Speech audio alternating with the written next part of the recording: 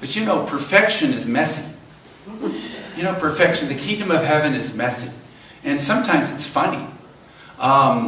These new eyes that I have received during my meditation retreat, these new eyes laugh and chuckle. My meditation time, sitting in that new chair, I chuckle. I spend my time chuckling. What am I chuckling at? My thoughts. The thoughts that come through my mind, they're funny.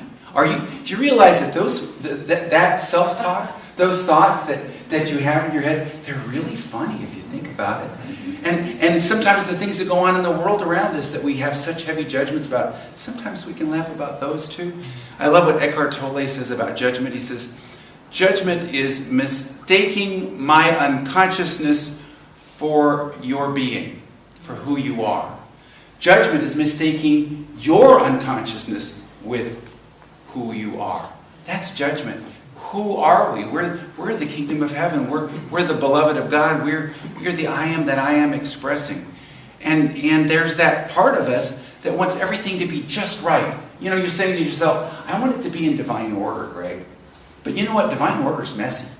Sometimes divine order is not exactly what we have in mind. Sometimes divine order is like that unicorn in the poem.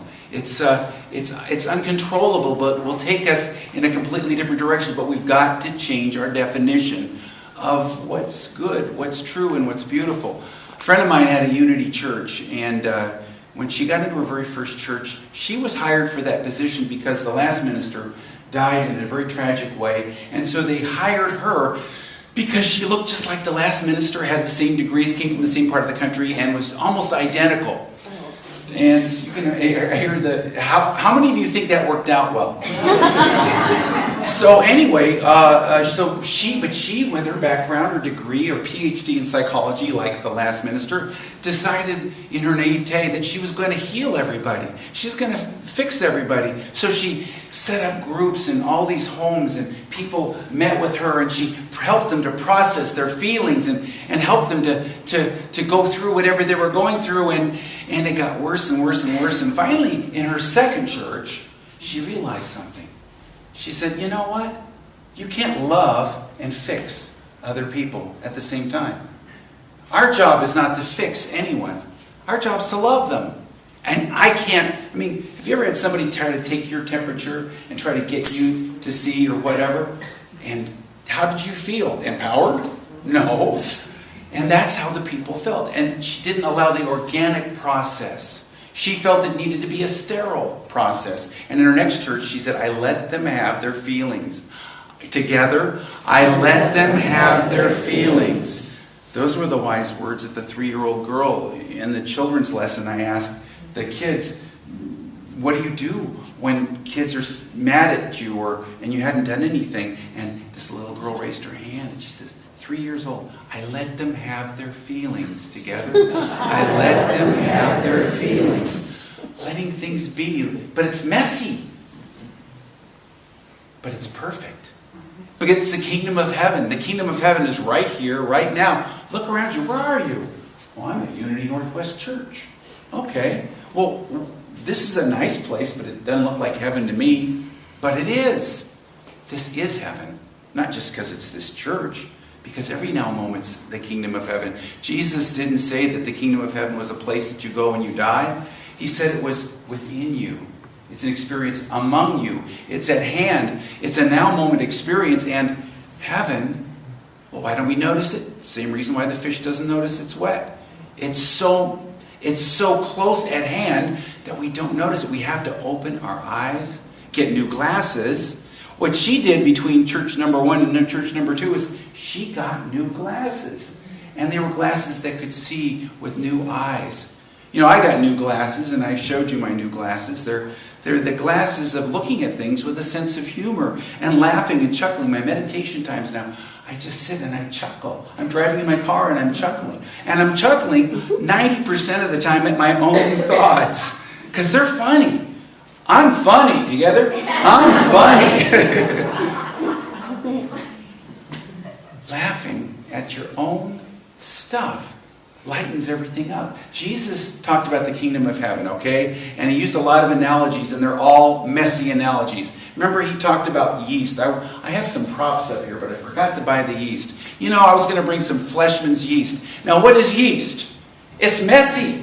It's an organism that infects the loaf, Jesus said, and it grows it several times over. And that yeast that infects the loaf and grows it several times over it's messy. And what does it do? It makes holes. It makes holes in the loaf of bread. And Jesus said that's what the kingdom of heaven is like. The first time I tried to make bread, I took the yeast and I knew a more perfect way. A more perfect way to dissolve the yeast. It said, use lukewarm water. I used hot water because it would do it faster. And what kind of experience did I have? I can tell you what kind. I verithined the little tiny loaves of lumps of dough, and I gave them away as doorstops. So what kind of environment do we want? We want to grow something, right? What kind of environment do we think the kingdom of heaven is? Well, what is this? This is a seed. This is a little seed. And it needs an environment to grow. The kingdom of heaven is the environment in which you grow spiritually, in which your growth takes place. And what kind of environment does it need? Well, I think it needs something that's really sanitary, something perfect. It needs, like this, a hand sanitizer, right? Because there's no germs in a hand sanitizer. You know, a hand sanitizer is just perfect. It's absolutely perfect. Now I don't have any germs on my hand. You could look at my hand under a microscope. There'd be nothing there. It's absolutely perfect. Why don't you pass around the hand sanitizer so everyone can have an experience of the kingdom of heaven as I see it? But what happens if I take that seed and try to plant it in that medium? It doesn't grow. Why? Well, for the same reason why we're trying to sanitize our physical environments, and what's happening? People are getting allergies. Have you been reading the studies? The reason why people get so many allergies nowadays is because we sanitize, make it sanitary and perfect our environment so much. But those kids, those lucky kids who have dogs and cats when they're growing up, who are not sanitary at all, let me tell you. I don't even want to tell you what my dog does. So it's not a sanitary environment. But those kids grow up without the allergies. But we have this crazy idea that we've got to make everything just perfect. But it doesn't promote growth. It doesn't even promote health. Lynn wrote a wonderful article in the newsletter this month about giving birth to Jason, but I want to tell you the rest of the story.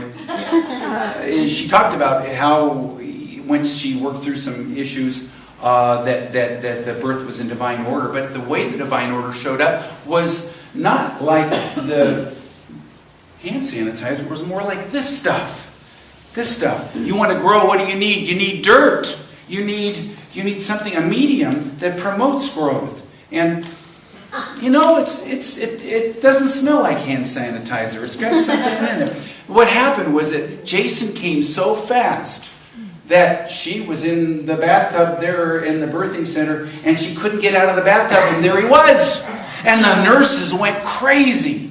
They were there, many of them had been there for 25 years. They'd never seen such a thing. And they were going crazy. It's unsanitary. We got to get her out of here. And the midwife, who had been trained by a hippie on the commune, told him, you either quiet down or you get out. Said that to the head nurse because the desire for perfection, for sanitized perfection, was actually interfering with the birth process. The birth process of the Christ in you, your inner nature, your beautiful blossoming self, requires the environment sometimes to not fit your pictures. Kind of like the unicorn. It's going to take you places you didn't expect. But we want it all to be sanitized. But what if that very thing that you lifted up to its highest possibility in the meditation, that very thing that you cast upon God and allowed yourself to go free, what if that is the very thing that is needed, the soil in which the growth of your soul requires you to be in? And what if you got to lighten up? What if you got to let go? What if you got to start chuckling at all the vicissitudes of life? I mean, there's a lot of stuff going on in the world. But what if you looked at it with different eyes? looked at it as the medium in which you're growing as a soul. And that your number one responsibility, ultimately your only responsibility, is to grow as a soul. And you can allow yourself to grow. But then what do? Well, maybe you enjoy the beauty of nature. Maybe you enjoy, this stuff that's in here, it's got a lot of bacteria in it. It's dirty. It's not pristine and pure, but they say that if you go out in your garden and you work in the soil, that the bacteria give off some kind of a scent that, according to a study that was done recently, actually has the same antidepressant qualities as a pill. That the bacteria in dirt, how many of you go out in the garden and experience that? And some of you don't have gardens, but take a walk in nature. I take a walk in nature every day. I take the dog for a walk in nature, and he's a winter dog. So we go out even in the coldest days of winter, because he was born in November and was housebroken in the snow. He doesn't like summer at all. So he and I go out in the winter. You don't have to do that, but you can appreciate the imperfection, the perfect imperfection of life. The kingdom of heaven is found right here and now. You look around you and say, how can this be heaven? How can it not be heaven? It's what is. And this now moment is your opening to everything that is. Everything that you could possibly want in soul growth exists here and now. But you got to let go of your ideas of, where's that hand sanitizer? Somebody want to show me where it is? Somebody's got to keep passing it around, because everybody needs that so-called perfection to find out that really isn't it. So how often do we get the exact thing that we thought we wanted and that's not it? And we find out, oh my gosh, there's something else. I'd missed the acres of diamonds. I'd missed the possibilities that were there. I've got a lot of interesting things here. Jesus talked about the kingdom of heaven. He talked about it as new wine. He said the new wine requires new wineskins. The old wineskins will burst. This was because they thought that Jesus should be fasting and praying and sitting in his straight back parson's chair. One day some people said to Jesus, John the Baptist's disciples always fast and pray, and so do the disciples of the Pharisees. How come your disciples are always eating and drinking? Jesus responded, well, do wedding guests fast when celebrating with the groom? Of course not. Someday the groom might be taken away from him, then they'll have to fast. So he gave him this illustration. No one tears a piece of cloth from a new garment and uses it to patch an old garment. Then the new garment would be ruined, and the new patch wouldn't even match that old garment. And no one puts new wine into old wineskins. The new wine would burst the wineskins, spilling the wine and ruining the skins. New wine must be stored in new wineskins. But no one who drinks that old wine seems to want the new wine. The old's just fine, they say. My chair's good enough. My eyes are good enough. I can keep things the way they are. It's good enough for me. I've suffered this long. I can suffer a little longer. But there's new wine, new energy. The word spiritus is meant also alcohol in Jesus' language. And this is not an anti-12-step meeting. This is a messy analogy, like Jesus often used. And this messy analogy says that the new wine is alive. It's alive. It's messy. It doesn't even taste as in the way that's culturally acceptable. But when you have that new wine, don't you feel like that the world around you doesn't necessarily want it? Have you noticed that? When you share, this would be a wonderful thing for you to understand, they don't necessarily get that, do they? This new wine, you ever heard of $2 Chuck? Yeah, at Trader Joe's they have $2 wines called $2 Chuck, but Trader Joe's wasn't open. So this morning I went over to Walgreens and they had $1.50 Gallo family wine. Now Ernest and Julio Gallo were on my Fuller Brush route as my customers when I was in college, although I never sold them anything. But one thing you'll notice about this new wine is that it has a screw top. That way you don't have to mess around. You go right for it. It's new wine when it needs a screw top, not a cork. But what is it? What's the thing? Why is he talking to them in the analogy of the new wine? He's talking about something that's irrepressible. It's inside of you. It's something that's uncontrollable. It's coming up outside from within to the outside of you. It's something that the world does not always understand or have the taste for. Remember I talked about the yeast? What does the yeast do? It makes the loaf bigger, yes. Lighter, yes. But also more palatable. But it's something that you can take into your life. It's something that you can use in your life. So this is that new wine. What else have I got up here? Well, this is an analogy. You know, our belief systems in life are like the cup that we use to carry around or out of which we're going to drink our coffee. Now think about this. You know, you've been walking around with a certain size cup, and it's limited you, but it's worked for you. Think about that spirit as the coffee that's inside. This is not in the Bible, by the way, so don't look for it. The coffee that's inside the cup. Now, that spirit is pretty hot. So you don't want to put it into your hands directly. You can't drink it straight in your mouth. You got to have a cup for it. And so you have to have beliefs, belief systems, certain ways of looking at things, a perspective. Your old way of looking at things worked for you, but you get to the point where I want a bigger cup. I want to get a bigger cup. Now, many of us in our culture, and many of us, even the people that I know, including myself, we get attached to the way we look at things. We get attached to our belief systems, and we think, oh, I worship thee, O great cup. I worship thee, holy, holy, holy, thy kingdom come. And often people forget to put any coffee in the cup. They're just walking around worshiping their cups. But the cups are just the belief systems. They're limiting, but there's so much more. We need to trade it out. New glasses, new cups, maybe a new ladder. You know, if I want to change the light up there, if I want to move from the little light to the big light, if I want to change my lumens, my wattage, what do I have to do? I have to climb up on the ladder, right? And there I go. Well, this will work, won't it? No. What do I need? I need a new ladder. I need a new belief system. I need to let go of my old way of looking at things and trade it in for a new one. Now, a lot of our belief systems are like our ladders. You know, they're there to get us to wherever we need to go, but sometimes they're limited, and we got to trade them in. The people in your life that want to argue with you about politics or religion or whatever, maybe they just got a little bitty ladder. And maybe they can only get up so high. Maybe they can reach that exit sign, but not more than that. I've had people say, well, you're being judgmental when you're talking that way. I don't know. It works for me. The idea is that we're all at different places, and it's a perfectly good ladder, except for not to get up there. We've got ladders in the garage. I didn't bring it in because, again, the title is Take It Easy, and I didn't want to carry it. But we have ladders that can reach that high. But we don't worship the ladder.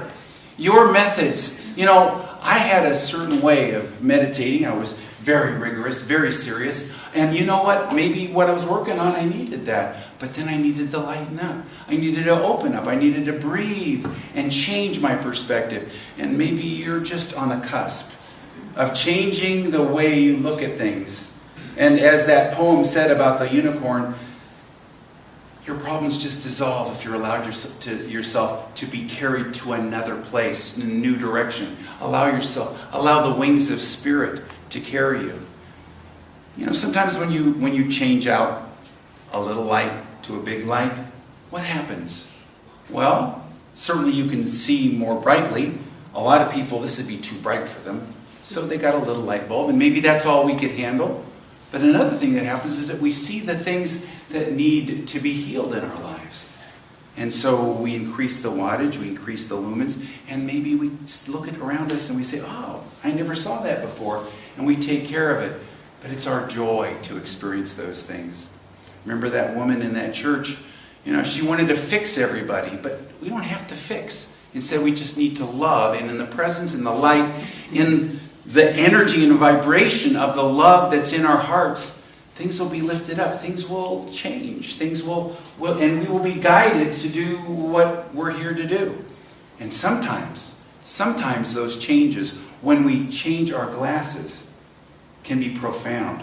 It's profound in that one minister who went to a different church and had a completely different experience. You could have a completely different experience in life. But a good story I want to share about that is about my old mentor, Dr. Mary Allen. You know, I often share about her question and answer process, her agitated energy process. And she taught this to me back in 1989. And she became my mentor for several years thereafter. But I met with her in her office. And we were just sitting there, and I was working on things, and she was doing what she called holding the space for me. That is, listening to me do the process, and she was taking notes. And then she just happened to mention something that she was stuck on in her life, something that was bothering her. And I said, "Oh, would you like me to hold the space for you?" And she looked at me, and her eyes got wide. And she says, "Nobody'd ever offered to do that before." "Sure, okay." And almost immediately, when she started doing this process, she said that she had an infilling of light, that she was overwhelmed with just an infilling of energy and light. I, not having the experience myself, can only guess from what she said. But she said it was so deep and so profound of an enlightenment, an illumination experience, that she couldn't think clearly for about 4 or 5 months afterwards. And she attributed it to me, but all I did was lovingly offer love. That's all it was. It was love, and she did the work. But love allows people around us to do their work if they choose, and it may open doors. If you change your perspective, you change your wattage, you change the way you look at things, you get new eyes, you may find that you're opening yourself up to a whole new way of living, a whole new experience of life. But even if it's not profound, or you judge it as not being profound, the effects and the changes of your commitment to your soul, those effects and those changes will never go back fully. Once you unpack it, you can never get it back in the box. There's a wonderful example of this. It was the University of Pennsylvania. And they studied a lot of mystics, a lot of Tibetan Buddhists, a lot of lay people. They studied people in their frontal lobes of their brain. And they found that people's self-reporting of how happy they were had to do with whether the energy was on the left part of their frontal lobes. And if they've had a lot of anxiety and unhappiness, the energy was mostly on the right part. And you really pretty much could measure, based upon what they said, the correlation with where in the frontal lobes the energy was. It's very interesting stuff. And they found this one guy, and he was a Tibetan Buddhist student. He was an American, but he'd been meditating for 20 years, and his was way over here. They even tested the Dalai Lama, and Dalai Lama didn't even go over that far. And it's wonderful to read interviews with that guy. But they found something else. They decided, okay, if that's the case, what if we teach people a simple meditation technique? Just watching your breath. 20 minutes a day, we'll do it for 6 weeks. And then see what happens to their brains. Well, sure enough, the energy moves over to the left. Funny thing is, some of the people said that they didn't feel like they got anything out of the meditation, and it still moved. So what does that tell you? That every effort is like laying up treasures in that kingdom of heaven where moth and rust cannot destroy and thieves cannot break in and steal. It's yours forever, because something else they found out. That even when people stopped meditating and never meditated again, it would go back a little to the right, but not all the way to where it was before. And they measured them a year or two later, and it still was improved. You find, we judge so much ourselves. We say, oh, I didn't do it good enough. We expect that, here it is, the hand sanitizer. We expect our spiritual practices to be like this too. And yet, we find that it's good enough. That the messy kingdom of heaven, the messy divine order of our doing our affirmations and our prayers and our walks in nature and our meditation, just exactly as we are, is good enough to move not only the set point in our brain, but also to move us to a new place in our own consciousness. And we'll never get over it. It'll never move back. Do you believe that? Do you know that? So let's move a little energy here and just open ourselves right now. And I'm going to take the affirmation that I've been working with that's evolved since last week, which is, I lighten up, let go, and move in the now. Together? I lighten up, let go, and move in the now. Just move with it. And just imagine, if I was lighter, where would I be? How would I see? What would I feel? if I could just let go, what would that be like, just letting go?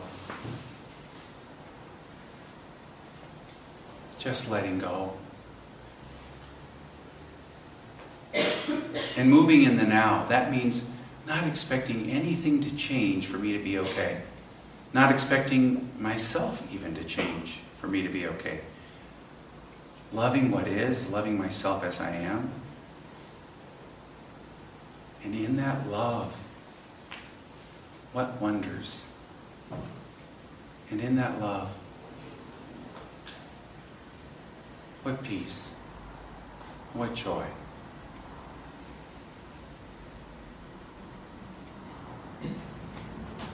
I lighten up, I let go, and I move in the now. This is the kingdom of heaven. This is all there is. I am that I am. And so it is. Amen. And we move into the ease and the light of God. So just set aside all your papers. We move into this space open-handed, open-hearted, without a thought in our minds. And we listen to the promise of Jesus. Come unto me, you who are weary and carrying heavy burdens, and I will give you rest. Take my yoke upon you. Learn from me. I am gentle and humble in heart. You'll find rest for your souls. For my yoke is easy, and my burden is light. Take another deep breath and lighten up. And remember that heaven is right here. The word heaven means sky, means lifting up, means openness. And in this now moment is all the heaven that we can handle. But why don't we realize it? Why don't we experience it? Why doesn't the fish know that it's wet and surrounded by water? It's so close to us that we don't even notice. But every moment, this moment, is the kingdom of heaven. We just have to open up to it, and we do. We have new eyes. We have a new perspective. My yoke is easy, my burden is light. We feel ourselves becoming more open. And as we move into this moment, we feel a great sense of trust. We trust that this moment contains everything we need. Not in the past, not in the future. Right here and now. And whatever we've carried with us, the burden of our heart, we silently say, I cast this burden on God and I go free. I cast this burden on God, I go free.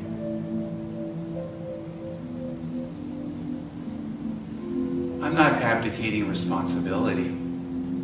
For as I let this go, I become open-minded, open-hearted, open-handed, and that which is handed to me to do, I will do.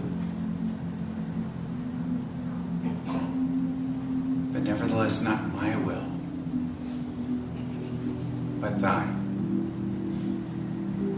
I cast this on God, and I go free.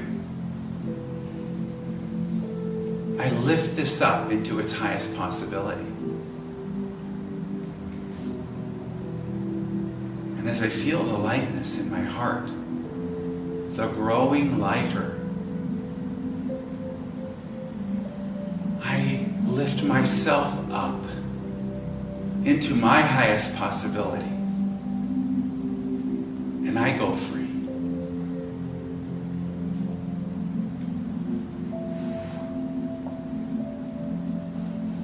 And with a light heart,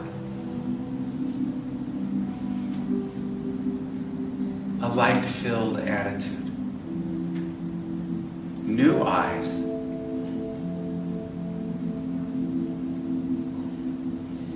I experience the kingdom of heaven in the now moment.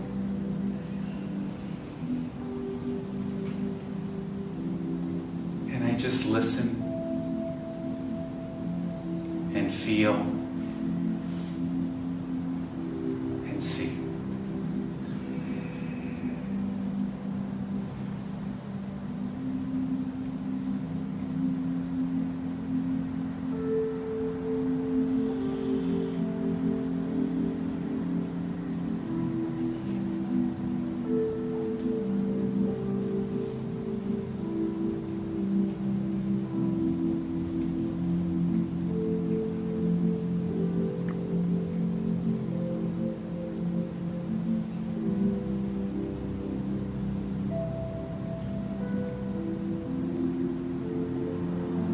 Just as everything is, I am in the kingdom of heaven.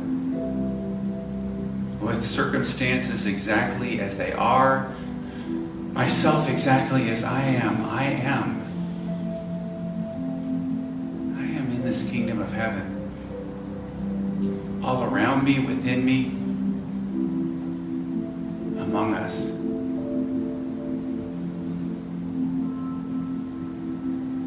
I cast this on God and I go free.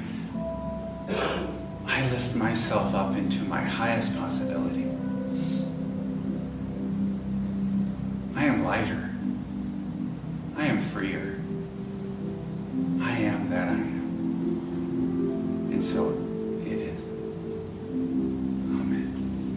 So, it's time for our offering. And our offering today is I give in the now moment and I receive abundantly. Together, I give in the now moment and I receive abundantly. And silently. And again aloud together. I give in the now moment and I receive abundantly. And so it is. Amen.